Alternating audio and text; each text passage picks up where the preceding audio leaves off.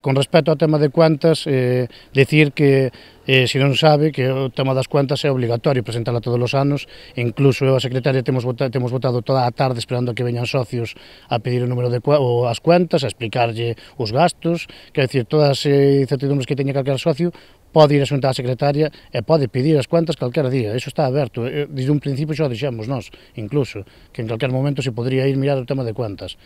Con respecto ao tema de socios, os socios sí marcharon unha cantidad grande, 150 máis ou menos foron, pero que 110 foron porque debían máis de 4 anos, incluso chegaron algúns a 13 anos sin pagar as cuotas. Nós o que fixemos foi mandar un escrito a todos os estes socios a que se puxeran ao día, senón serían borrados da lista. A maioría deles non quixeron ser socios, porque incluso había xente jubilada polo medio, e non querían ser socios, e por eso se deron ese número de baixa. E con respecto á xente que marcha para Noia, vexo lógico, porque se no libre marisqueo non hai nada, a xente no inverno tamén ten que comer. As autorizacións hasta ahora están funcionando, porque pasamos de 70 euros a máis de 100 euros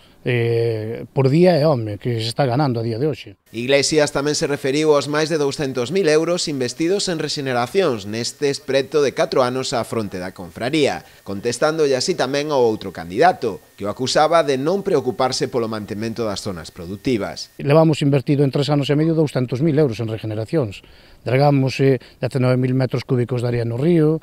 botamos 26 barcos de grava nas autorizacións en zonas concretas onde producen, labramos o río, labramos a torre, labramos varias zonas, tiramos a cuncha, que son, máis ou menos, cada ano están vindo sobre 60-70 camións de cuncha, estamos las botando todos os anos, quer decir que inversión sí que se fai no tema de bancos